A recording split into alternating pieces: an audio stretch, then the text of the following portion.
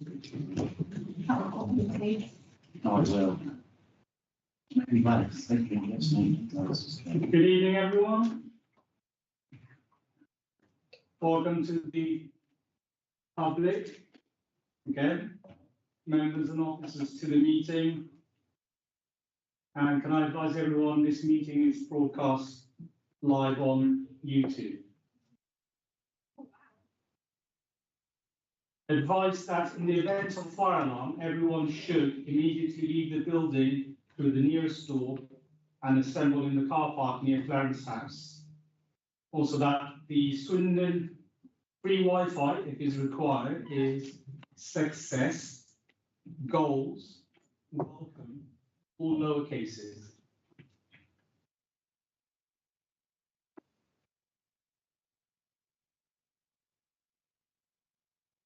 I have received the following apologies for absence having been received. Councillor Allender, but being substituted by Councillor Cook. And apologies from Councillor Ravi Vantakesh. Is there any other apologies? No. Thank you. Declaration of interest. Councillors are reminded that they should declare any known interest in any matter to be considered in line with the new Code of Conduct implemented from 1st of September this year. You should also make a declaration should it become apparent during the meeting that you have an interest in the matters discussed. Do members have any declaration that they wish to make at this time? No, thank you.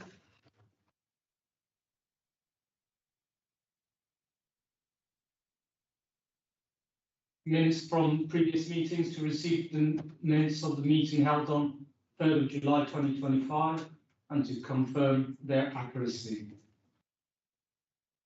Members that have taken to read and agree with specific matters outstanding unless they wish to raise anything. No? Minutes to be accepted as true and accurate. Everyone agree? Yeah. Thank you. I'll sign that. Public question times. Public question times limited to 15 minutes.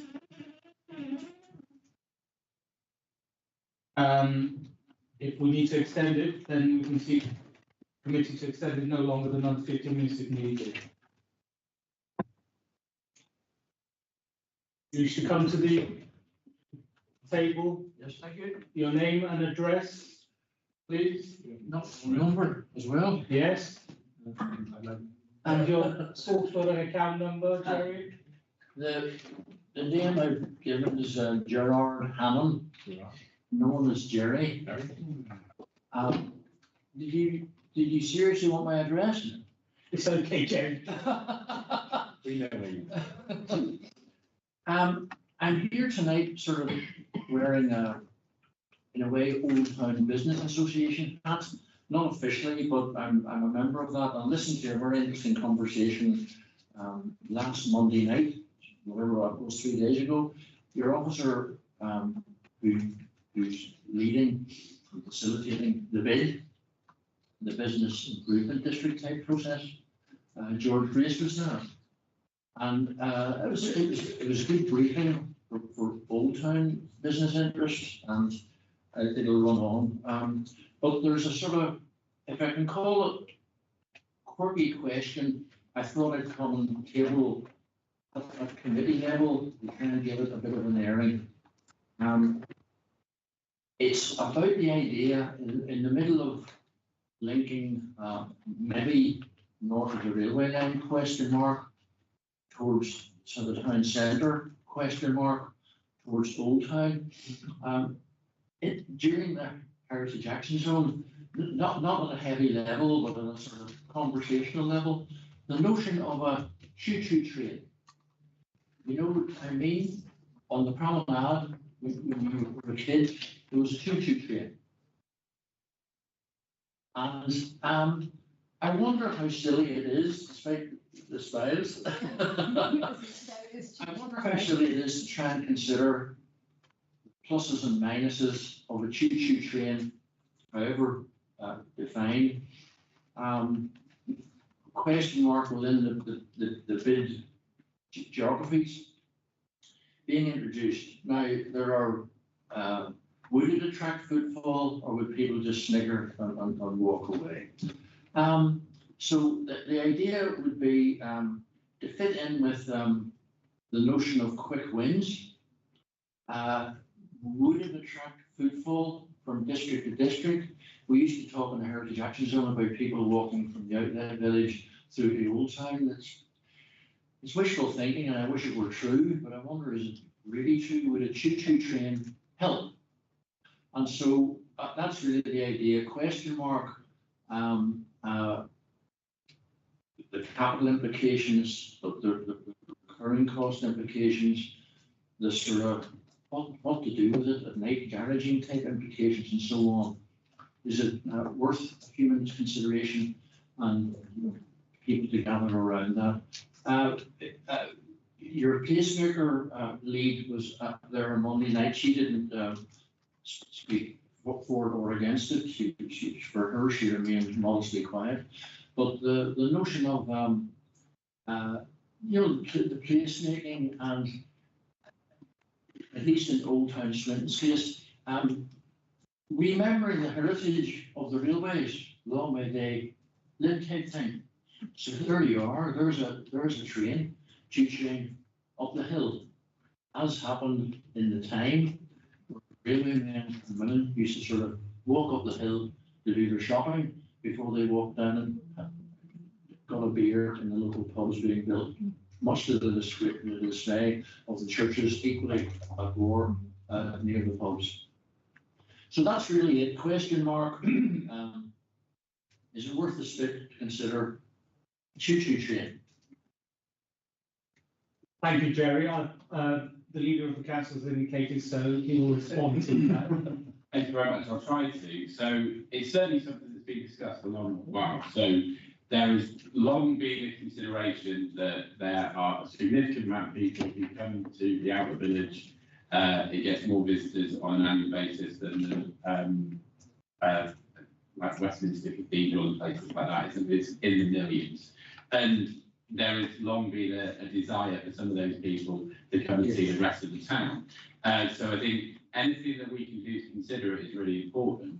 The challenge that you'll see at the moment is we are not flush with cash, and it will be a relatively big capital bit of investment for us to deal with. But I think there is something in that fact that the hill is relatively steep and relatively unwelcoming for people to move between our town and the town centre. And we are very much keen to get the town centre into a space where people want to visit it, and hopefully we will do everything we can to get people moving. And at some point, hopefully we will be in a financial position where we will be able to consider things like this, and certainly bringing the bid back, finding some new ways to bring investment into those areas, promote those areas and get more people wanting to visit them. There may well be options that we can then explore. One of the things that we might be able to look at some point, the government is going to make this into a part of a combined mayoral authority. That's definitely their direction of travel. And one of the big benefits you get with those is the investment fund that comes with it, and you get the chance to bid into the new mayor, whoever that would be, to talk about those investment opportunities in the town. And we would need to have a stack of investment opportunities ready for when we get into that situation for us to be bidding for and talking about. So, one of those will be during the A420, I imagine, because that's one of the big projects that we've talked about for years that would make a real difference to the town. There's certainly things like looking at the rail link into Oxford and places like that, getting that direct rail link. But looking at how we get around town and making it as easy as possible for people to get from area to area is certainly something that we consider as part of that process. Well, if there's anything we could do to make, if you like, a bid or a leverage possible, let us know. We're trying to make something shovel ready. So, so instead of just being a great idea that, you know, back in the drawer, you know, there's 3 or 4 pages, you know, sort of written for somebody to pick up. We didn't go into detail, but we did use about make the bid when formed into its governance is formed, maybe being able to put in for bid somewhere lottery. If you have a heritage angle, might you steer might you steer towards a heritage angle. That doesn't solve the business of the recurring problem. But I mean, if you got 2 or 3 million, that might be getting close. I mean, who knows? Anyway, I've talked long enough. Thanks very much, and thank you. Thank you, Terry.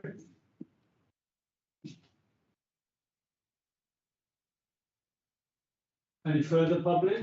No? Thank you. We'll go to the agenda. Agenda item 5, update on the delivery of vision for the heart of Swindon. David? So who's going to start it off, David or the leader? I will, if you don't mind. So really pleased to be bringing this forward. We're obviously really excited about the vision for the heart of Swindon, and it was great to come here a few months ago and talk about the really successful launch in the House of Lords. And I'm really pleased to say that positive conversations have continued since then.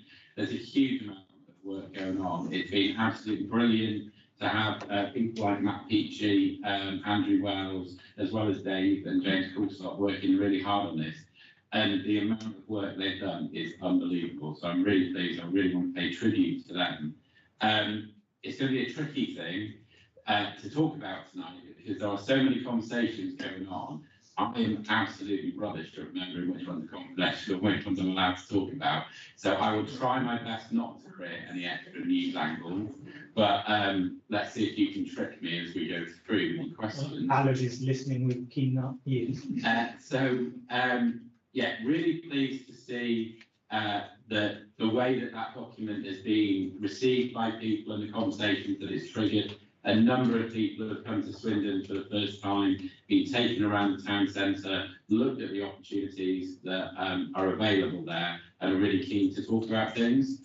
Knowledge Central feels like the scheme that is progressing the fastest at the moment. So really pleased to get some investment from Homes England and from One Public Estate to start some of the scoping work for that. And the conversations are going on really well at the moment. Some of you may have noticed there was a little bit of Labour reshuffling at the weekend. So we now have some new ministers who are responsible for certain bits of it. So I am very quickly drafting letters to all of those and sending them information on the plan so that they are aware of what is going on. That hopefully we retain the same level of support that we've had from government ministers so far. The really exciting bit of development to announce around Knowledge Central is that Network Rail finally created their development company, which was the big thing that we were waiting for. They called it Platform 4, and my understanding is that they will use that Platform 4 as sort of a marketing tool for platform for growth, platform for development, platform for regeneration. But we're really excited to be one of the first projects that they're working on, and hopefully that will be the big step that needed to happen to move forward the next part of the scheme. Conversations are ongoing as around Single Point as part of one of the first phases of the scheme, and we're really looking forward to hopefully being able to bring forward some news on that soon. Kimmerfields is another one. Councillor Sumner, I'm sure, is very pleased to read about the developments that have finally taken place on that. There was a developer that we were talking to that, it was a conversation that predated our time in charge of the council. We've taken the decision after a long while of not seeing enough action from that developer to terminate those discussions, and we're going to go back out to the market. It's frustrating that it's taken so long and we haven't seen that development come forward, but actually going back out to the market allows us to use that heart of Swindon work and maybe be a bit more ambitious in what we're looking to deliver on that site. And obviously, you'll all be aware that the Fleming Way interchange opening, which has been really positive. Really pleased that the buses have started using that, and it seems to have gone really smoothly since the start of the month. The feedback that we're getting is really positive about that, and we're very excited over the next couple of months. You'll see the knocking down of the bus station, which really hopefully will help that Kimmerfields development really look attractive, and we can make some development moves on there. In 311, it talks about some really positive discussions with landowners in other key sites in the town centre. These are really commercially sensitive, but they're also really exciting. Very much looking forward to being able to make some announcements on that over the next 6 months. But it feels like there has been a step change in those conversations that are going on as a result of the event in the House of Lords. That really did feel like it changed the way that people were talking about Swindon. So really positive about that. And then there's lots of information about some of the library generation projects that are going on there. I'm not going to talk about them all. I'm more than happy to take questions on them. David's the man who is right at the heart of all of the operational stuff. You can answer those questions. But the one I did really want to talk about was the work that's going on to deliver enhancements to Fleet Street and Bridge Street. Many people will know that that part of town, the bottom end of town, has been a challenge for quite a while. There are still significant challenges around it, partly because of the amount of shell companies and overseas tax havens where some of the businesses that own property down there are registered. It is really tricky to find out exactly who owns some of those buildings and what they're doing with them. But Dave and his team have done some sterling work, bringing together some of the landowners down there who are keen to engage with us.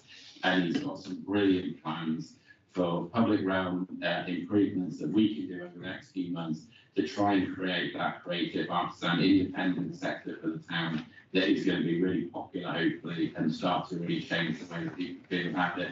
I am very much hoping that over the next few months it will become a little Instagrammable part of town where people are really happy to spend time and enjoy themselves. And things like that lighting, the public art that we're looking to put down there will really change the way that that part of town feels. I'll leave it there in terms of talking about the report. More than happy to take any questions and listen to what people have got to say. Dave, did you want to contribute anything further? It's probably worth emphasising that regeneration of Central Swindon, it happens at multiple levels, so from strategic, tracking the right investment and delivering the big regeneration schemes through to improving the day-to-day look and feel of the town centre, and hoping that the report covers on those levels.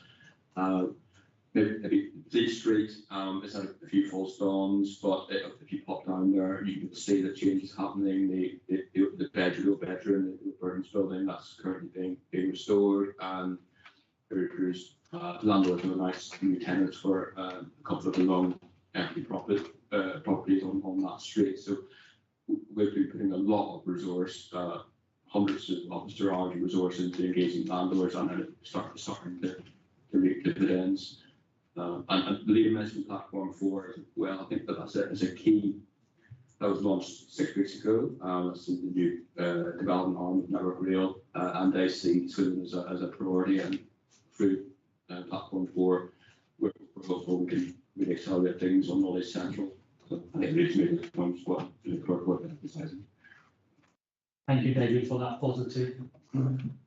Right, Councillor Adams first. Thank you, Chair. I wanted to focus on the demolition of the bus station. Two, I'm probably going to have a written answer on these, but maybe two questions on that are, how much is it going to cost to demolish the building, and where are these funds coming from?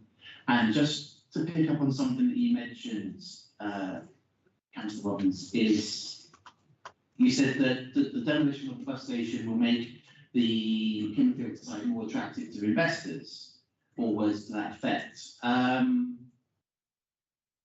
How the bus station site is primarily where the theatre is going to go, the theatre that we don't have any money for. How does the demolition of a bus station make the wider site more attractive to developers? And how does the demolition of the bus station make the site more investable? So I'll hand over to Dave for the question on the cost. I've got no idea. I did offer to do it myself. I've got an idea about my car. I've got some work food. So I'm more than happy to have a go on it with a sledgehammer. I've maybe offered to officers a number of times, and I'll continue to do so on that day until they let me have a go on it. It's a really important moment for the town, and it's a really important moment for the site because it starts to show the real possibility of that space. I think there's a great opportunity for people to really see the changes that you'll be able to deliver when you come down there. And the really exciting thing about conversations we're having about that Kimberfield site is how it changes the entrance into the town if you're coming from the station. At the moment, a lot of people, if they're walking from the station, sort of walk through the tri-centre there, whereas if you go the other way around the building and come in via where the bus station is, it will feel like almost a public square. That public round is going to be really exciting. You're right, the theatre is scheduled to go on that space. It's not a case that we don't have the money for it. It's a case we don't have all of the money for it at the moment. But conversations are ongoing about the potential operators and the way that we can find that money. And you'll see the really exciting announcement that we have from the Arts Council. I think the relationship that we've built with the Arts Council over the last few years has been absolutely amazing. The support that they've given the town has been absolutely transformational. The recent announcement is going to make a huge difference to the cultural scene in Swindon. And I don't think there's any reason to think that they'll not be as supportive as they've been in the past as we go forward. So plenty of opportunities and conversations ongoing for us to be able to deliver the theatre. But I think seeing that space is the thing that will really make those investors who are looking at Kimberfield understand the possibilities around it. And that will be the thing that hopefully will help us to encourage that new investment onto the site to make it work. And I think it's difficult to, it's a bit commercially confidential, but the scheme that we were talking about for Kimberfield wasn't the right one for the town centre. It didn't have the right level of ambition. It didn't have the right level of density and scale. And I think the conversations that we're now entering into feel like they're the right conversations for the town centre that we want to see come forward. I don't know if you can add anything on that concept. Thanks, Peter. In terms of costs, we're currently going through procurement, but the cost is not as much as you might anticipate because of the nature of the building. It's the building that will be dismantled, probably dismantled. So it's an easier, not blown up or not wrecking ball. It'll be taken down piece by piece. So it's a simpler, less expensive process than Aspen House or other chunky big concrete buildings like that. Okay. In terms of how that's funded, it's towns funding these. Okay. Councillor Butcher, please. Thanks, Chair. I want to start by saying really fantastic to see the update on this, to see the progress going on in the town centre and to see that we have a vision for the heart of Swindon is really impressive. Pleased as well that we are focusing on trying to speed up some of the plan on there. Mindful, as you mentioned, the platform 4, especially by the time it was only about 6 weeks old, so very, very new. But do we have an idea, or when will we have an idea of a more firm timeline? I'm mindful that we're quite beholden to Network Rail, especially with the rejuvenation around the train station in particular. Do we have a timescale on that, or when we can share a timescale, and similarly for the station in terms of timeline on So the next Knowledge Central meeting is in a few weeks' time, and I think that's when we're looking to get that update from Platform 4. The positive thing is that the people who are going to be working in Platform 4, who are now working in Platform 4, were working for Network Rail in various roles beforehand, so they're aware of the project, they understand it, they've been at those meetings, and they know exactly what they're doing. So we're really looking forward to catching up with them at the next meeting, understanding where they've got to within it, and what that has unlocked. The really positive thing about it is that it's not massively surprising, but it was pleasing that with the recent reshuffle, our local MP, Andy Alexander, stayed in the Department of Transport. And I think it's fair to say that the Department of Transport, her having that role as the Secretary of State, has really helped Network Rail come to terms with the opportunities that are in Swindon. It feels like we're in a good place. It feels like they're working really hard on it. They've got their project team who are really interested in seeing what the benefits are. And I think, lots of people understand that having 100 acres of brownfield site right in the middle of the town centre that is ripe for regeneration is a massive opportunity. It's all publicly owned. People can see the benefit of it. Everyone that we're speaking to about it can see the opportunities that it brings. We've had conversations with people at the Science Museum who are really excited to be talking to us about the options that it brings. So there's just loads of positivity around it. I'm really hoping that we'll be able to bring forward some concrete news soon. Thank you. Councillor O'Neill. Thank you, Chair. Just want to touch on the bus boulevard, actually. It's not possible. Okay, what's interesting, I think, the feedback I received from people are very encouraging. I think people feel it's a fantastic job that we've done. People certainly feel that the area has been significantly enhanced as a result of the bus. And on the report, we know that the former bus station will be demolished. And when I speak to people, it does seem that people are well aware that they're expecting a entertainment venue. And from my point of view, I just want to see that the former bus station is not left with demolition for too long. And if we are serious about the entertainment venue, that we should move on as quickly as we possibly can. Because the way I see people certainly feel that we are having a entertainment venue in the town. And the sooner we can deliver that, I think people will really feel the town can improve. Totally agree. I think we know that there's a time pressure that comes around from the Wyvern coming towards the end of its life. We're really clear on that. And we are working hard to progress all of these things as quickly as we can. It's, to be fair, today, when we came in, the member of staff that was working on all of this was Dave. And we're now in a situation where we've got a much bigger team around him, and that's allowing us to speed up the process and be able to get things done. And the work that has happened on that Heart of Swindon plan has really galvanised that, has shown people the possibilities that are in Swindon, and we're able to now talk to some of the investors and other partners around things in a much more positive way.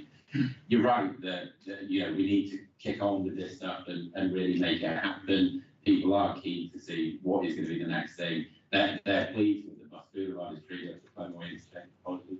And that is really positive. You've noticed if you've been on social media, there was a lot of quite negative commentary around it as we were coming up to the opening. And slowly but surely that started to turn around, partly to do with just the experience of people going down there, seeing it for themselves, seeing that it is a quality bit of intervention that has happened, that the regeneration has made a real difference. It is different down there. And the nice thing that's coming out of it is the conversations we're having with some of the landowners around there are now markedly different because they can see the value of it and the fact that when you get good quality investment in it, it works. And let's be fair, let's pay tribute to some of the members of the previous administration who were there when this came through. They certainly took some kickbacks on the back of it. We did when we were going through some of the challenges with Thames Water to try and make it happen, especially when they flooded it for us, which wasn't particularly helpful.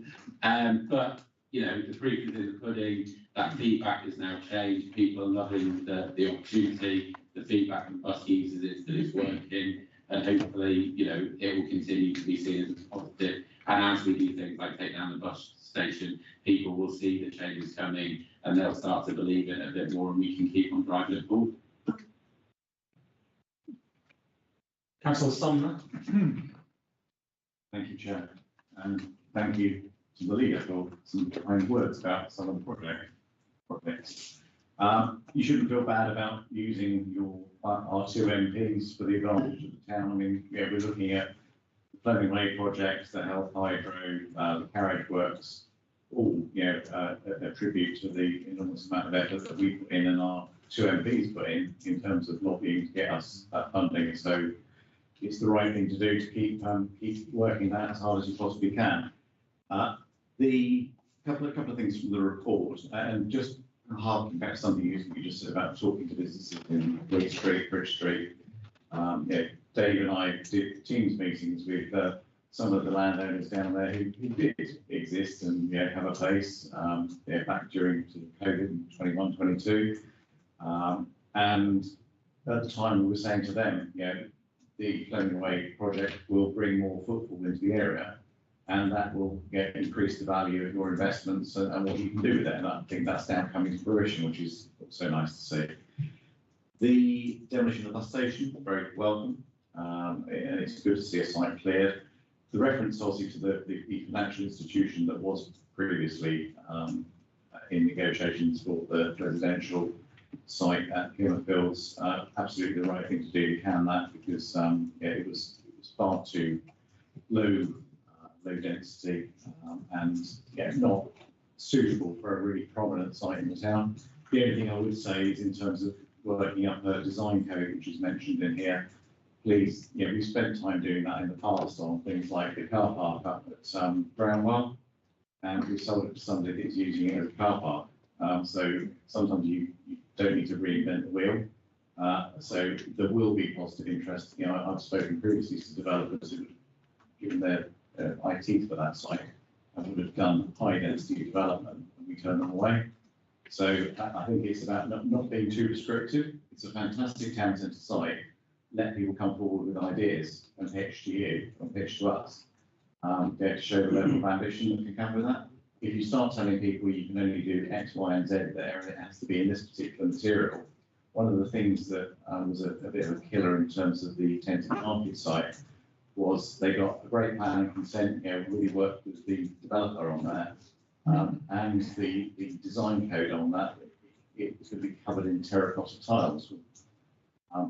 It made it very expensive to do, and I think, as I say, being less prescriptive is going to be helpful for that site. The only other comment I'd like to make is the entertainment venue. And I suppose more broadly, all of these projects, it's fantastic. It gives you a buzz to think that Swindon is moving in the right direction. This is all good to hear. But a bit like us, don't oversell things. I listened to a voice note the other day, which was a recording of a radio interview I did with Art or something like that a few years ago on the subject of the Boulevard of Broken Dreams. And obviously now we're looking at something which is absolutely fantastic. But you've got to bring people along the way and not actually say, we will do X in 6 months, because we all know, just look at history, in the town centre, it takes longer. Back to the entertainment venue, it's fantastic to have an ambition to do that. I'm not necessarily talking about the Regent Circus comments I made previously. I'm just saying that in order to benefit the town, a theatre / entertainment venue needs to pull people in for the businesses. If they get off the train and they walk through to Kimmerfields, they haven't touched any of our business areas other than if they're coming for an evening performance to closed office at night time. It hasn't given the town centre that injection in the arm that it needs. You need to pull people into somewhere, and that will regenerate the town. It's not out of town, but it's edge of town, and in terms of its influence, you have one opportunity to do something like that. Do consider if there are any other sites where it can actually benefit the town centre, rather than, as I say, just people off the train, come to the theatre, have a drink in the theatre, leave on the train again, and they've never touched Swindon. The same as the outlet conversation you were talking about, how do you get people into the outlet? Thank you. Thank you very much. So, well, we're exchanging nice compliments about each other. Thank you very much for your kind words about the MPs and what they're doing. Heidi is doing a great job in helping us get this investment in. Will's doing a stunning job in terms of jobs and growth for the town. I'm absolutely stunned by the jobs that he's got in today. I'm hearing that he's got another announcement to make on Monday. The boy's incorrigible. I know how he does it. So yeah, they're really pleased to see that work that he's doing. You're right that there is a real balance to be struck in terms of being optimistic and positive about the town centre, but also being, achievable. And certainly it is one of the lessons I've learned since I've been leader of the council, that you need to be really careful in the timings that you promise for things, because things do inevitably take much longer than you think, and certainly much longer than you want for things to come to progression. But that said, I think, there is a huge amount of work going on to understand the opportunity for the entertainment venue, We've looked at those other sites around the town centre. They're really hard to deliver there. That benefit of the bus station site is that it's one that we control. It's one that is going to be empty. It's relatively cheap to demolish and get into a good state. And hopefully it gives us that really exciting opportunity of sort of public realm space in the middle of a really key part of the town centre.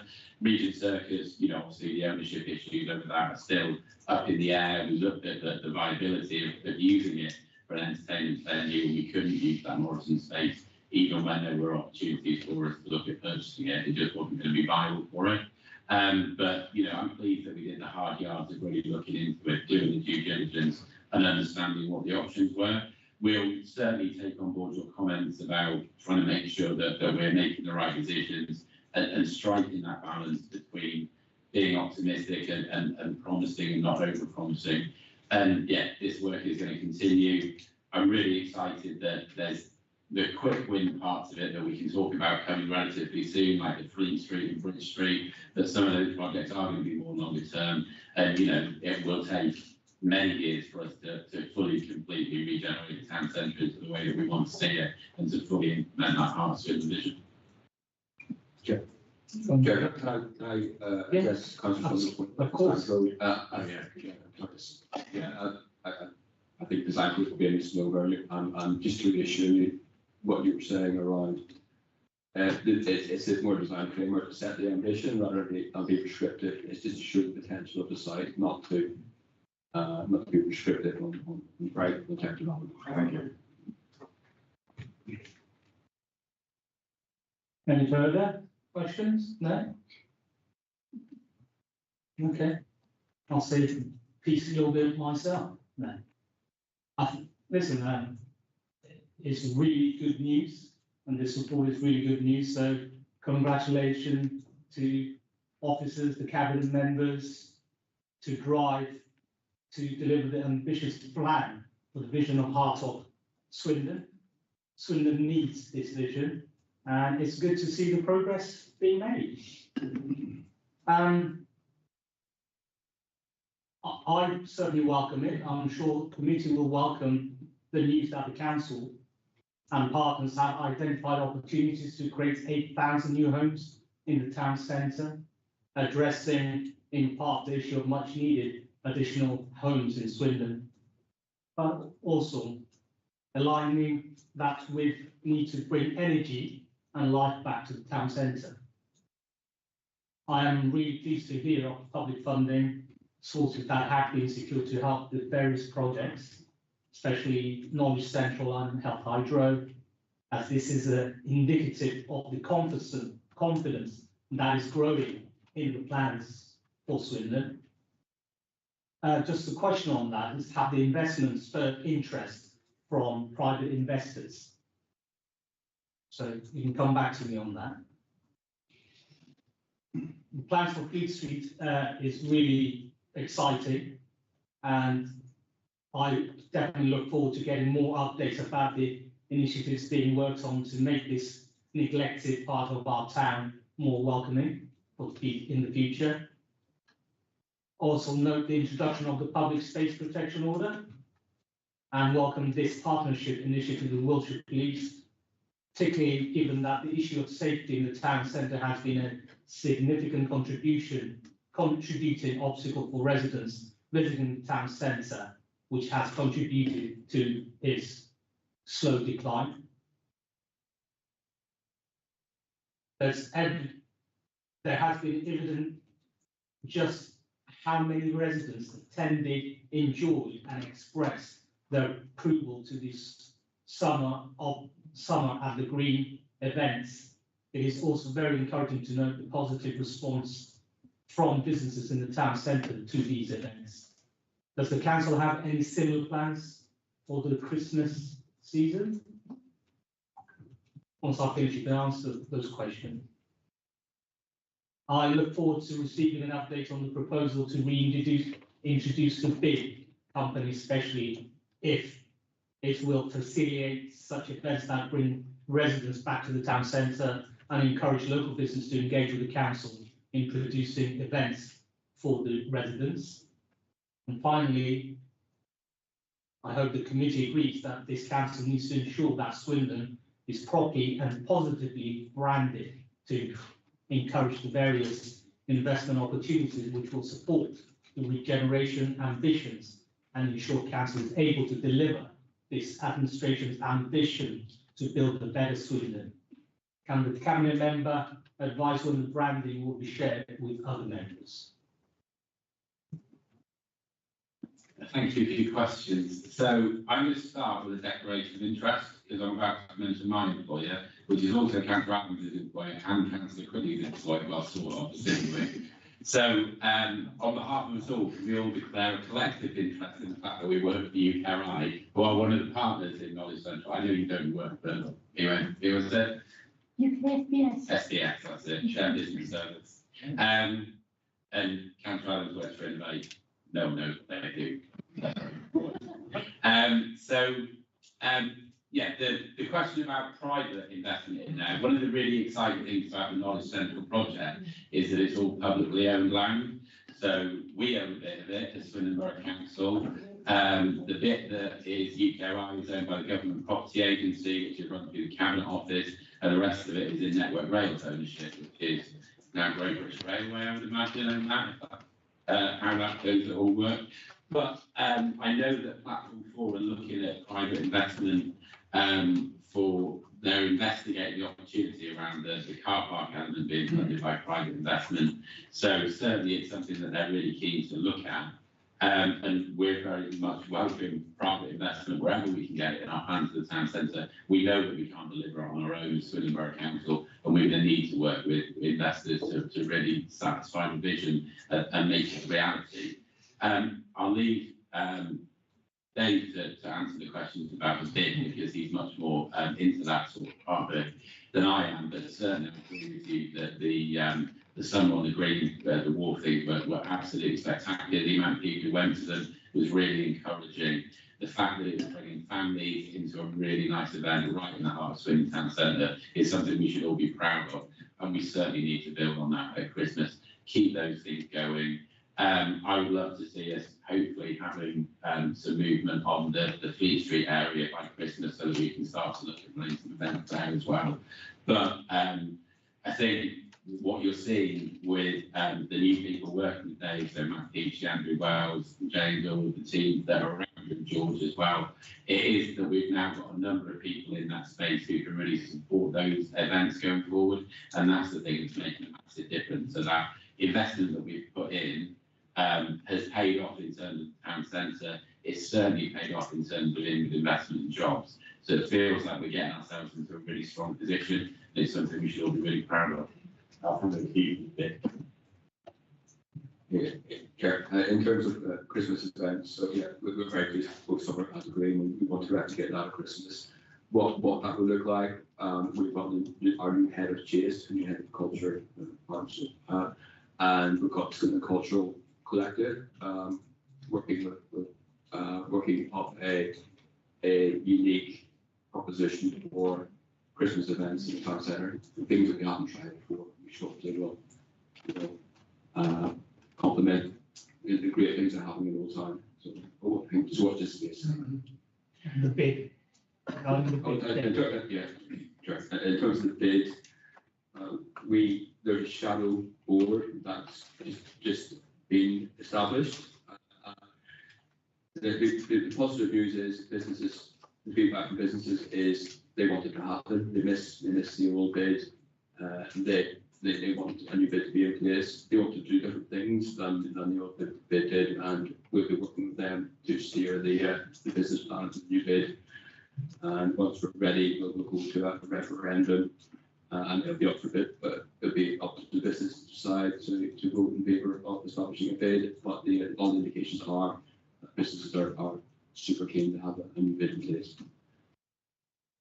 And is it possible to say something on the branding? Yeah, I was going to come back and finish on that bit. So I'm absolutely 100% happy to share the branding with you as soon as I'm allowed to. So I think it's brilliant. I love it. Am I right? So it is. Excellent. So the tagline that we're going for is "Make it in Swindon." As with all good taglines, it works on a number of levels. So you'll be aware that we've already announced some really impressive advanced manufacturing jobs in the town, including the ones that we'll announce today and the ones he's going to announce on Monday. So that Make It in Swindon really fits in with that advanced manufacturing that we're bringing to the town, that new growth and investment. But it also works in terms of you can make a life here, you can make a family here, you can make a career here. So Make It in Swindon is going to be the branding, and the artwork for it I think is spectacular.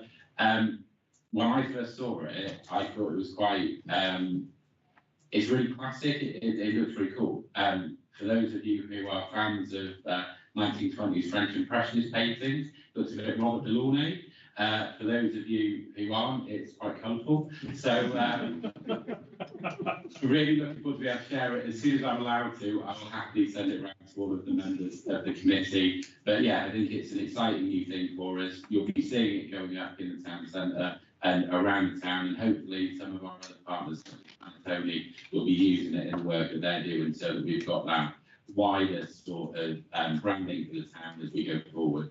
And all of our inward investment work can really benefit from it. Thank you. Councillor Sumner. Thank you, Chair. There's just one or two final sort of quick points. One is, and I think it's going to come in the next section of this meeting, which you probably won't be around for, but in terms of the town centre, you know, an office building in the town centre, and I look out the door of our office, or the windows of our office, and I look at weeds 3 or 4 feet tall, sprouting out the sides of pavements and the buildings, and the graffiti, which sort of lights much of the town. And so within this work, and whatever happens, I know businesses do support getting the bid back in again. I think it's really important to have a town which has a pleasing appearance, because it makes businesses want to invest and not seek out town locations. And it is really, really useful if we can pick up care and the looked after appearance of our town centre. The only other thing I just want to say is, I mean, obviously, get as much public support and leverage as you can, because obviously with the economic situation at the moment, house building is slow. It's one of the slowest levels for a very long time as a result of economic uncertainty, should we say, which is again something hopefully our MPs will be encouraging those that look at the country's finances to make the right decisions when the budget comes forward. But what we don't want to see is, you know, house building slowing down around the outside of the town. In the town centre, the viability issues are there, and the forward planning officers at a recent meeting were very honest. They said, you know, our new draft local plan takes us up to 2042. Don't expect those 8,000 houses or dwellings in the town centre until the back end of that period. So, not promising anything too soon, but that could be some distance away.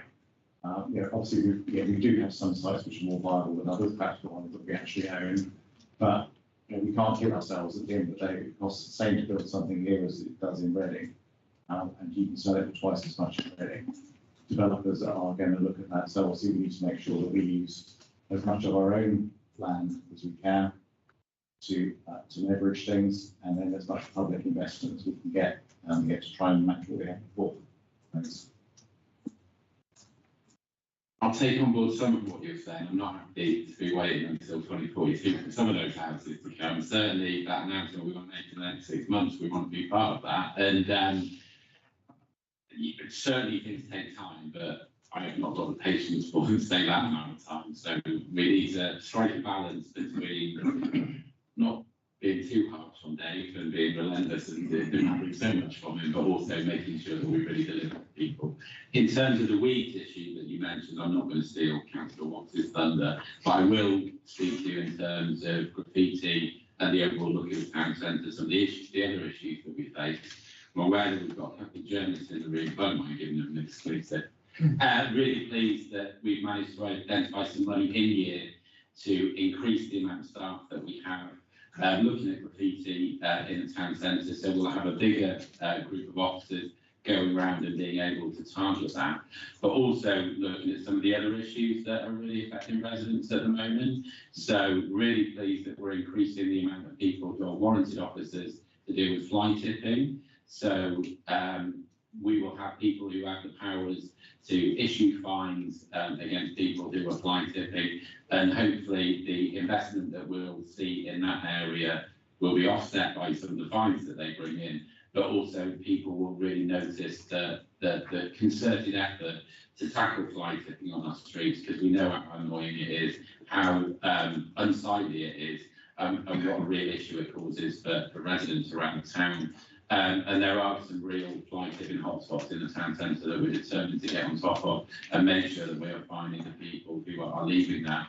And that investment doesn't stop there. We're also looking at bringing in some parking wardens to make sure that we're addressing those parking issues that come up regularly on the doorstep as well. So lots of key investment in those services that residents really care about, and really pleased to be able to talk about it, because we know how important it's going to be for people to hear that the council has taken action on those issues that really affect them. Councillor Owen? Yeah, just want to say on the free events, and the free events on the town centre during the holiday period went really, really well actually. I think that was the talk of the town during the summer period, but those events actually run so many communities from so many different backgrounds as well. But I know obviously one of the organisations which is the park, and they have, reached out to different communities to come and do a the events down there. So that really, really went really well. But obviously it was the first event that the council has done, and I think the team is going to be, the more events we can go this time in the town centre, the better. So that shouldn't be a lot of events. It definitely won't be, and I think, yeah, you're right, that it's really important to build in a programme event so that people get used to going to the town centre and they want to see what the next event is that's coming. But it's also really important that we keep the quality of those events really high and make sure that when people come into the town centre for those events, they're really good quality, they're ones that they really enjoy and want to talk to their friends about and make sure they're really successful. And that's exactly why we've put a huge amount of effort into those Christmas events, to make sure that they're as good as we can possibly make them, to make sure that they're events that really work for the town and match the level of ambition that we've got for the town centre through the heart of Swindon. No further questions? Oh, I'd like to thank the leader and David for an excellent report, and look forward to the next update as soon as possible. Thank you. Councillor Watt, you come to the table with Simon Anthony and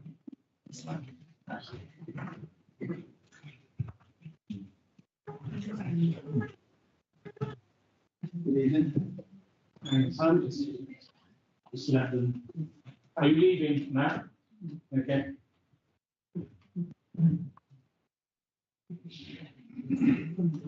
So we're on agenda 6, read on highways and footpaths, pages 11 to 18. That's Cabinet Member Chris wants to introduce the report. Chris, I'd like to introduce Simon Anthony. I think this is your first of the committees. Simon joined us 3 months ago, 4 months ago? 31st of March, as the Director of Operations, and brought a lot of experience from his previous local authorities that he's worked for, which has been proved incredibly useful to start moving some of these more stubborn projects on that we were getting bogged down with. I think the report is pretty much self-explanatory, so I'm happy to stay at the table. I'm just going to go to questions and if you want anything to Good afternoon, good evening, members, officers. Thank you. Just a quick sort of introduction to myself. Thank you, Councillor Watts, for that kind of introduction. So yes, Simon Anthony, Operations Director. If you can, Kathleen, if you can scroll down to sort of the third slide, that would be wonderful. These are just some supplementary slides which would support the report. Within the Operations Directorate, there are 3 key buckets. One of them is what we term environmental waste, so that's all district cleansing, it's the weeding collection, maintenance, country parks. Then we have bucket 2, which is highways and transport. So all of the major capital projects. We've got Southern Connector Road, we've already mentioned, Fleming Way this evening. That also includes public transport, parking, potholes, white line painting, which I'm also here today to talk about. Then we have the operational element of housing repairs, so taking taps, pipes, gas fitting, all those kind of good things within our HRE property. Again, just 2 more slides to cover off the report, please, Kathleen. So in terms of weed spraying, just to summarise on the next slide. So it is a statutory function. That statutory function sits with Swindon Borough Council. It is possible to replace that statutory function to a third party. We've attempted to do that in a certain way to parish councils, which is an arrangement we're working through. It's fair to say we have been manual weed controlling so far this year, which is a manual dig out where weed is reported to us, or crews have identified the dig out which is needed.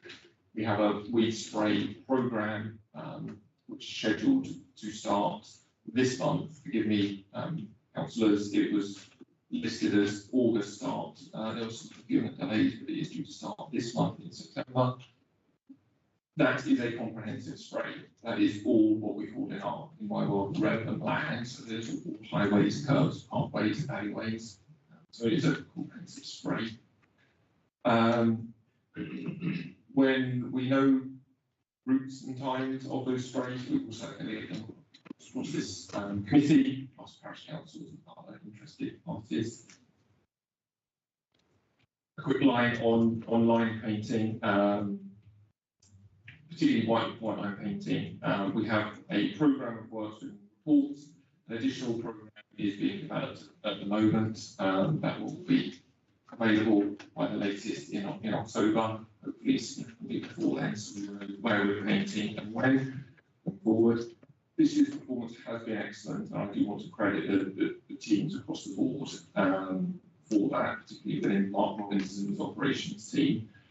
We've done completed 304 line refreshments so far this year. That's against last year's total performance calendar year 297, so we've already beaten, so to speak, last year's, which is really good. We're trying new method.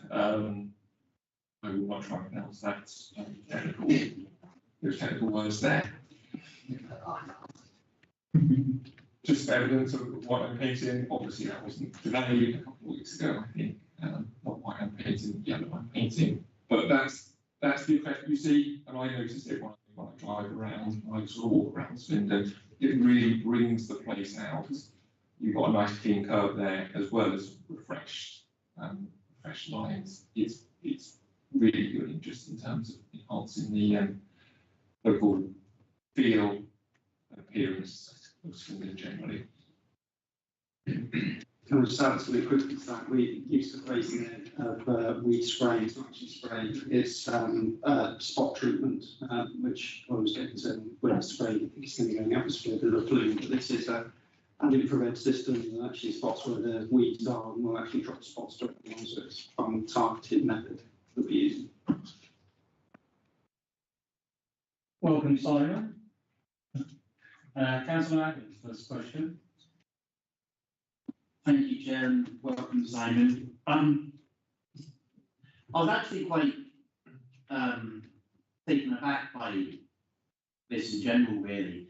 I mean, it suggests that some areas are very well maintained and others require additional work to achieve acceptable standards. Well, I'd be extremely interested if the author of this could mention where these well-maintained areas are, because I'm not aware of any anywhere in the town. I'm not one to cast aspersions on areas of the town, but you've just got to look at some of the Stratton at the moment that's awful, where local residents are having to take it into their own hands and put themselves at risk, essentially, to undertake this work, and even be encouraged to do so by some. This is the position that we're in the town, where people are putting themselves at risk to do the work that we should be doing. I noticed you took a deep breath when you suggested that there was talks going on with the parishes even. I'd imagine the deep breath is essentially because the parishes have all said no. I know for facts, essentially all of them have said no, it's not their job, they shouldn't have to do it, They shouldn't be forced to pay through it, and taxpayers shouldn't be forced to pay twice for something that the borough already paid and should be doing themselves. So I can't see that bridge being crossed at any time in the near future. So as a borough, we essentially need to continue to do this work and not leave it be, because the last 2 years, and particularly this year with the growth built on top of last year's growth, the town just looks atrocious. It really does. If we're going to start doing some spot treatment, that's absolutely fantastic. But, you know, we're just playing catch up at this point, and we just need to continue to make a big push because the town just looks a mess, essentially. Okay. Well, first of all, yeah, as far as the parish is concerned, the duties that they do, I think from that point of view, certainly as a chair of parish council from 2017, that's Swindon Parish Council. The parishes, a lot of the parishes were created in a hell of a rush. It was done in months to parish the rest of the town, and the deeds that were put in place were, quite frankly, quite woeful at the time. And that's why we have a situation now where parishes have interpreted those deeds differently as to what they do and what they shouldn't be doing. And that's caused a historic problem that was trying to sort out retrospectively. From the point of view of where we are with the situation of the town, yeah, the town has had a problem for several years. The services have been pulled down. When I first came into this position in 2023, there was no road sweeping operation that was going on. So we used to have 3 road sweepers in 2017. That was reduced to 2. One of them broke down.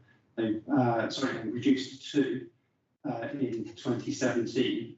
They couldn't maintain the route to the best they could, and then when one of them broke down and became unserviceable, left us down 1 road sweeper from the end of 2017. It was never replaced. Then there was the issue of the council struggling from after COVID, not having enough drivers, so that road sweeper was barely out, and we were just starting to see an accumulation of debris that was happening across the town. The road sweeping in residential areas was non-existent, and where we should have been doing the A roads, B roads, Bristol roads 4 times a year, that wasn't. I suggested if it was getting around twice a year, that would have been surprised at the time.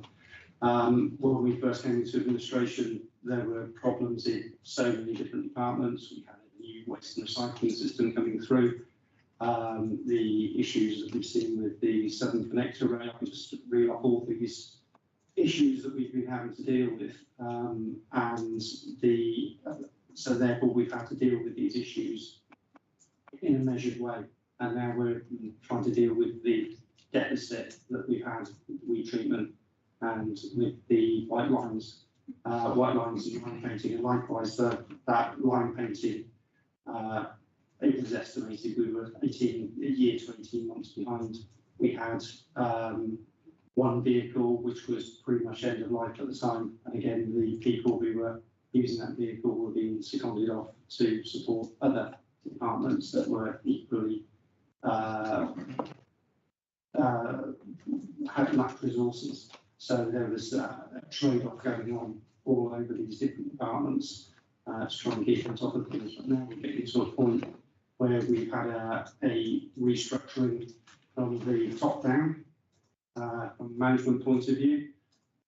We're able now to secure funds to start rebuilding these the departments, as the leader was saying earlier, and be able to go from a fly tipping point of view where the council only had a 0.6 of a full-time equivalent for as a warranted officer. That's now going to be moving up to a 3.6 with support behind to actually pick up fly tipping. All these departments are now starting to get some resources that we needed, but we needed to spend that first amount of time trying to sort out the finances to allow us to do this. Certainly, we spent a long time making sure we didn't enter into a section 114, which we managed to avoid. If I may, just come back on the sort of two further points around the kind of maintenance levels around Swindon and members of the public doing their own weed control, if we can call it that. I cannot say where's good and where's bad in terms of weed growth within Swindon. And part of what Councillor Watts was saying is we need to use our resources effectively and efficiently. We should be deploying our resources where they're most needed. So we started to build ourselves up as a department to work on industry standards, levels of cleanliness. So you talk about A-levels level of standards, which is the complete absence of lizard and tritus, sort of dog mapping, all that sort of thing. So we started to build that map in terms of what's A, what's B, what's C standards, and then we can deploy our resources accordingly. On the point of the public, doing their review, that's quite interesting. So I will do my own cul-de-sac at home. I will run around with a spade and a hoe, and it takes me about an hour. It's a reasonable size cul-de-sac. So we've got residents doing quite major areas. So I do want to make the point that residents should, where there's a health and safety risk, they should not do that. We do weed control, even if we're not currently spraying. They can report that through the website. We will come out within, I think, 3 or 4 working days, and we will come and do that weeds. So they should be aware of that. Community, at the wider community sort of point on supporting kind of councils with their weed growth and something that can be done in a safe way. I think that's something that we should look at as a local authority as a really good opportunity to engage in the public. I say that it takes me about an hour. It takes me a whole morning because people stop and ask me, and it's a really good way to talk with your neighbours and engage and get out there. So I do want to make that point. Absolutely be safe and look after yourself. Please don't do it on any dangerous roads. We will do that. We've got traffic control. We can close roads if needs be. But I think there is a question to be asked there around community involvement. Councillor Watts, you want to come on? Yeah, I'd just like to take this point to also thank those parish councils who have helped us out this year. You're welcome. Straight back, and that's obviously South Swindon Parish Council, And West Swindon. West Swindon, North Swindon, Stratton Parish Council, who bought the road sweeper. And it's been really good because it's the Borough Council and Parish Council who have decided to put politics to one side and try and do what's best for the people of Swindon to try and get us back to an even keel while we're trying to sort out the nuts and bolts of it in the background so that we can hit the floor running next year and have a more comprehensive system and more delivery. So yeah, I really would like to pass on that thanks. And I know there's other parish councils also who have been pretty proactive as well. Royal Parish Council, I believe. Yeah. And I believe St Andrews as well have been very proactive because they've been asking for information about our weed spraying, so that we don't go over each other's. If we put the weed spray down and then you guys go and do the road sweeping afterwards, stepped over each other. So yeah, it's been really good to see that cooperation between the parish councils and the borough council at the time of need. Councillor Sumner. Thank you, Chair. I'm sorry, your parish council. So don't know. Apologies if I haven't named it. Our little parish councils, unfortunately, are, in a village, say, where I live, 140 odd homes that are not really equipped to go out and fight themselves in the street or do anything else like that. But I'm reading the report, and I do appreciate, Chris, what challenges you've taken on in terms of since you came into the administration. But we've got a list of areas, for example, where white lines are being refreshed. None of this includes any of the more rural areas of the borough, and those people still live within the borough of Swindon, and they deserve a service. We've got sight lines, which I heard from the officer that sight lines, we've finally given a contract to a private contractor to do the rural verge cuts, which started yesterday. That's been a long time coming. I mean, our own machinery was written off 9-10 months ago.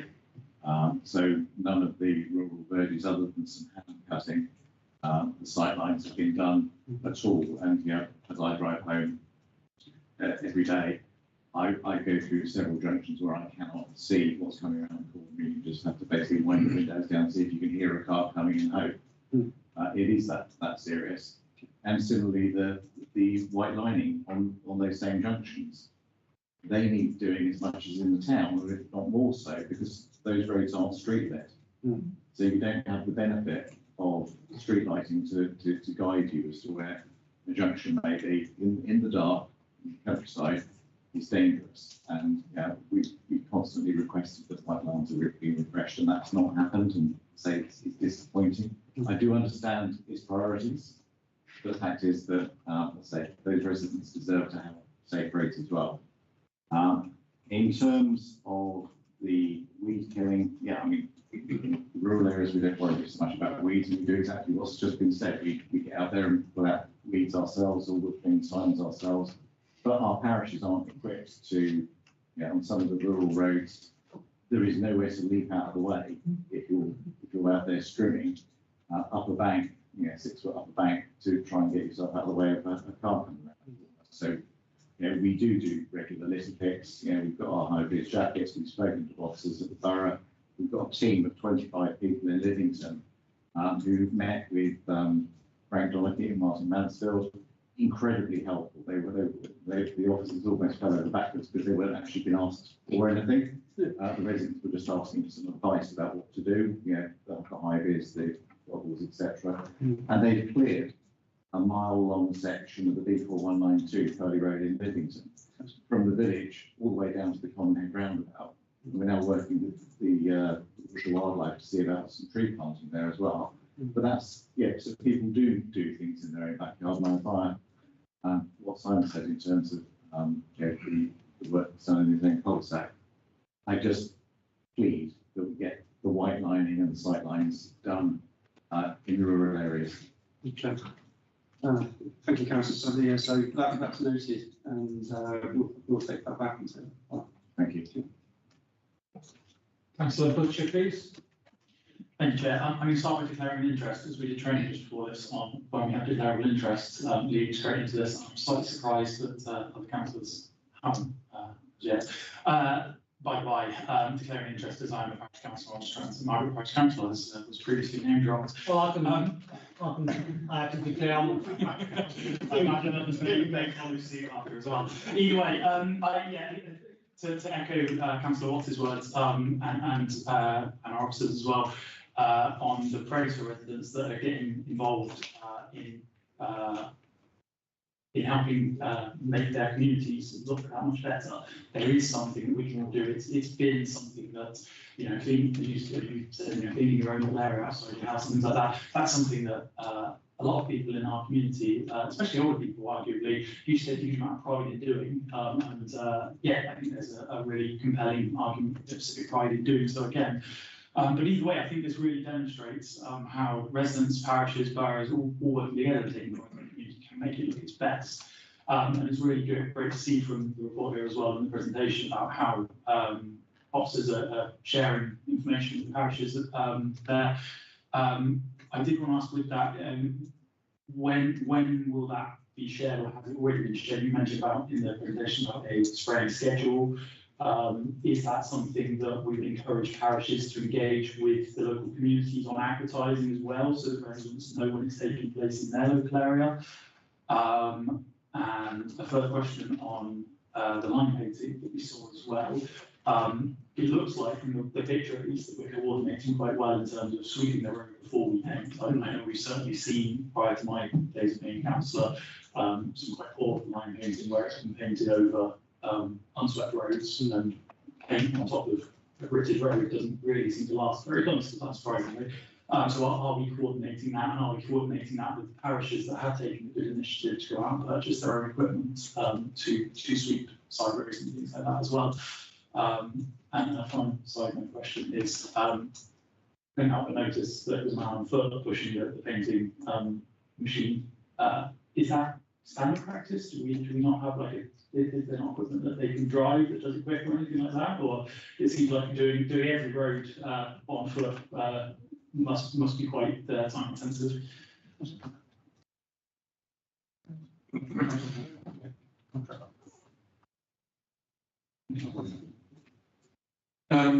Yes, so in terms of which frame the routes on the plan and when that's going to happen, it's not available yet. I'll confirm guess with the chair, when that's available, we would absolutely welcome, yes, full engagement with parish councils and their groups in the local communities. So that would be absolutely fantastic. As best we can, we do try and coordinate line painting with other services, other areas. It can be sort of initially difficult. Just for information, so we've got 3 different kind of areas that do line painting. We've got our own in-house team, and we've got 2 contractors that also do line painting. So make sure we get fully coordinated is a challenge at the best of times, but we do try. In terms of just the programs, what's going to happen and when, we are getting better at that as well. We're making sure we've got a forward plan which lasts us sort of 2 months, we can coordinate that, be that line painting, be that weed spraying, be that a little bit. We'll share that with parish council as and when it happens. That is our own. I will double check. Councillor Watts is making me second guess myself. The individual that was pushing it, I believe, was our own member of staff because it came from that area. They do use best available techniques, so it may not be any more sophisticated than somebody pushing a machine down a side of the road. Councillor Amin, please. Thank you. Weekly, I appreciate that has been done by the parish councils, particularly in the area. But that is something that residents have taken really well. I mean, they feel that being in this way has really improved their house value. So that's how high they really felt as a result of that weekly. So I think it's important that if we can maintain that regularly, that would be much required. And in terms of the white line and the yellow line, which is being reflected, is really good. I just wanted to put one thing actually here, especially in the residential areas. I know obviously in terms of traffic regulations, nobody should be parking their cars on the corners, but where there's no yellow lines or anything, people simply just park. So as we go knock on people's homes, that is something comes out quite regularly. Why can't we make it a little, extend the wheel length of the corner of every street? That would prevent people parking on the street, and it will make, making right and safe and left and safer as they go out of the junction. I'm not sure whether it's something that the committee can take forward or the cabinet can look into it to see if we can extend the whole land from corners of that. Thank you, Councillor. Yeah, so there is quite a few requests coming in for yellow lines on corners to make sure you've got proper line of sight. There's a couple of councillors here, that's in the conversations. It's not something we can just put down while we're doing, while we're refreshing the other stuff. Unfortunately, it's you have to go through the traffic regulation order and all that sort of thing. And I think one of the things we're trying to do at the moment is we're really focusing on trying to do everything we can catch up. Get back on top of the, really break down that deficit that we've had. And I think we've really done quite well this year, and hopefully next year we'll be pretty much there. The good thing about, I think, what I'd probably like to see as far as that's with all the requests that come in, it would be good to sort of collate those because you can do a single traffic regulation order for multiple deployments instead of having to spend about £3,000 per TRO on each one. So that's something that probably look at coordinating at some point. But that is noted, and that's something that people have been asking for. And Just wanted to ask Chair, whether that actually falls into a requirement of the TRO, because my understanding is that parking on corners is illegal anyway. And as it is illegal, why should we have to go to a TRO order? no, you do have to go through a TRO and Gazetta and do a consultation. I suppose there is a faster way using experimental TROs that we could look at that. But as far as parking, if you're parking illegally, that's more of a police matter really. Somebody's parking on a corner or too close to a bend. If anyone sees them doing that, they'll report that to the police. Yeah, I think Councillor Amin was trying to say it's a highway code offence parking on the corners, but as you said, without the police, our traffic wardens can't do anything, so it's a police matter. And you've been on the police crime panel, how hard to get a police officer, apart from emergencies and other proactive jobs they need to do. Could I just, on what Councillor Amin said about where, the areas where the weeds have been dealt with by borough and parish, residents and myself, when I drive around, it's noticeable improvements, not just in aesthetic, but also in cleanliness. And people really take pride in that. So I think, I know it's not all your fault because it's been left for years to build up all that. And it's going to take time to get on top of it and then continually maintain that. So we really need to take account of the residents and the good feel factors people feel where it's cleaned and it looks nice. So that is one of the lessons we need to take, that if we do that, people feel much prouder of their area and their town as well. Councillor Cook, please, next. On observation going round Marlborough Road, I noticed 2 men taking up the weeds with the shovels, but they didn't continue it. Why isn't the weeds removed before the line painting? That should be done. Absolutely, that should be done. Go and have a look down Marlborough Road.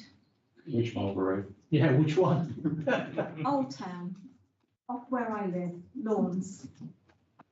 I mean, it looks beautiful where it's really nice, being done nicely. And my husband has actually done the whole cul-de-sac, gone out there 3 times to clear up the weeds because he doesn't like to see it. So are you, sorry, so you were talking about Marlborough Road itself or Yeah, something off Marlborough Road? Sorry. Just off, no, the lawns looks really good. Yeah. But Marlborough Road, going down by the BP station. Oh, right, yeah.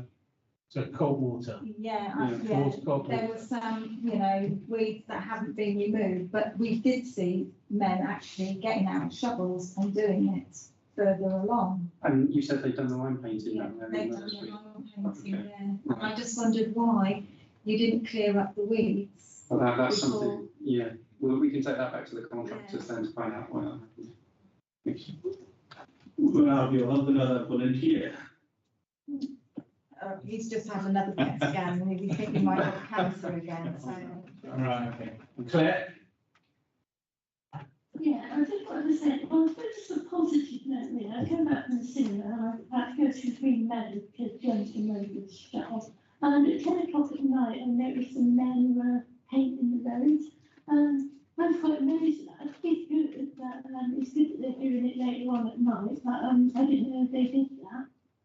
Yeah, so one of the things, because we're so far behind,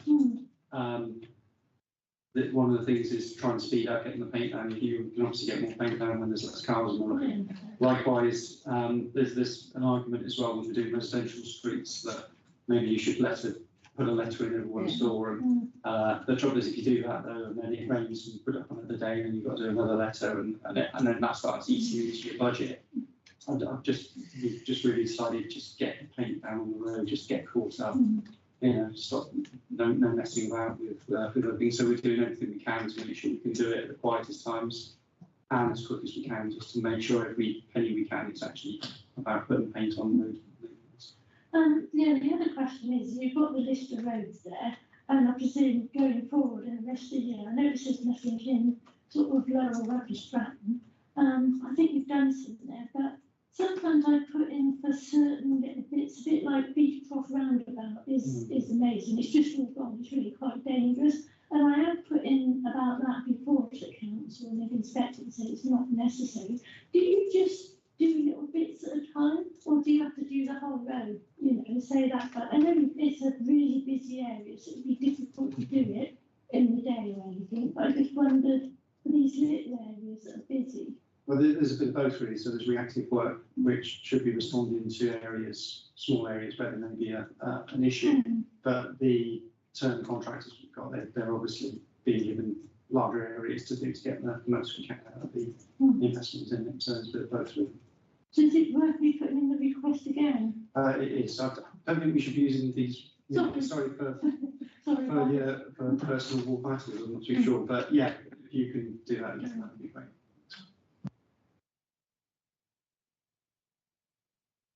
Any further questions? Yeah. Could I just notice on there that you've got a new parks and public realms manager? Is the expectation that the new appointment will also result in cost savings to deliver the service for the council? If yes, is there an indication to what degree? So the post has been approved, and we're out to recruit. It hasn't been filled yet. So we don't have somebody in post. Their role will be to deliver grounds maintenance and all sort of country park functions. That would include sort of weed spraying, weed management. Like I say that in the report, we're looking at options. One of them may be cost saving in terms of is going out to a contractor, and we can do perhaps the same thing to the same level of quality, but for a more affordable price. So there's things like that the new member of staff will be looking at, but they're not in post yet, and it's somewhat sort of speculation. It wouldn't be right for me to speculate on savings at this point. Okay. Can I come back to that as well? Yeah. So one of the things we did over the last 2 years as part of the restructuring, there was a lot of positions that weren't filled.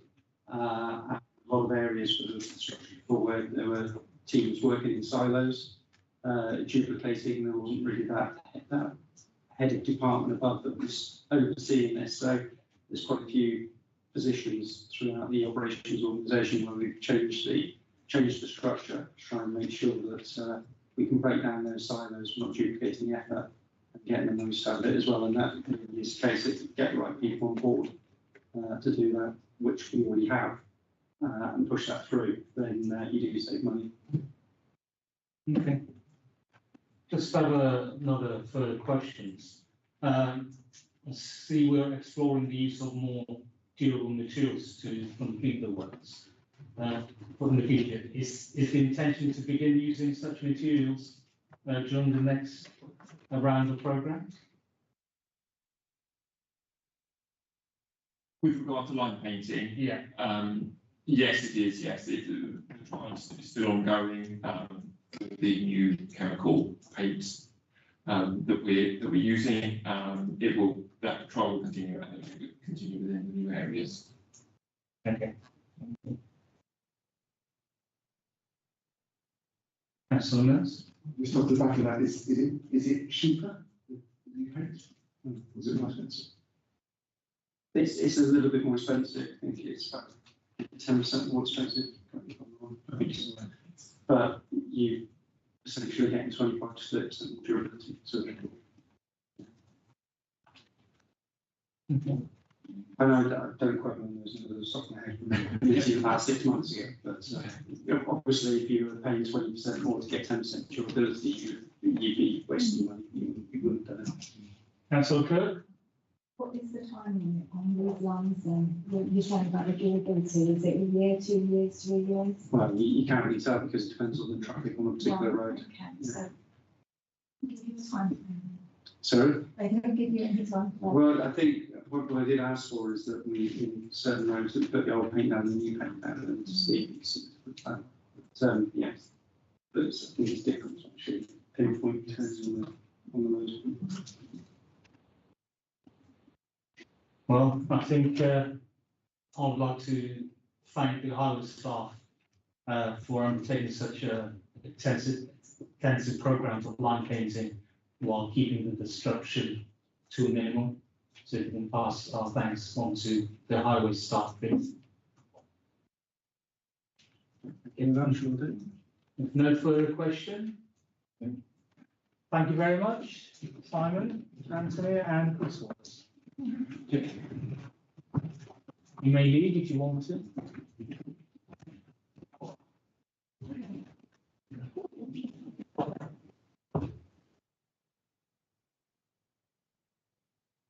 Agenda 7, work programme.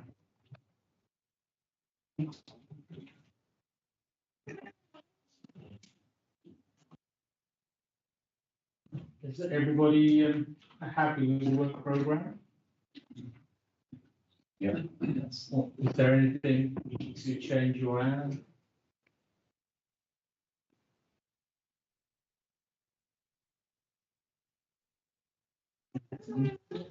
Just to say that the hearing on the 6th of November considers improvement it's provisional. I'm trying to speak to please finish that, but if for any reason it's not going to be done on the 6th, it will probably be definitive next meeting. Trying my best to have that on the 6th of November. Did everybody hear that? No. Right, the 6th of November, the town centre and Manchester Road, safety inclusion and improvements, is that correct? It's just provisionally on there, so we don't know if it's going to go ahead or not. So when would we know that, Kath? In the next 1 or 2 weeks. Okay. So are we happy to just go with one agenda, or move that agenda to the February's one, if that's cancelled? That was my suggestion too. If that is the case, then I mean, I'd rather see the review of open space taken into 5th of February. Members? Yeah. Move to February. Everyone moves to February if the town centre Manchester Road safety doesn't go ahead. Yeah. Okay. So everyone's happy with what we got for the work programme? Nothing to add? Yeah. Okay. Thank you. Finally, agenda 8, status of request for actions and information. We have 3. So the first one, the 10 is completed. The second one, 5th of June, not completed yet. Disappointing. And the final one is completed. It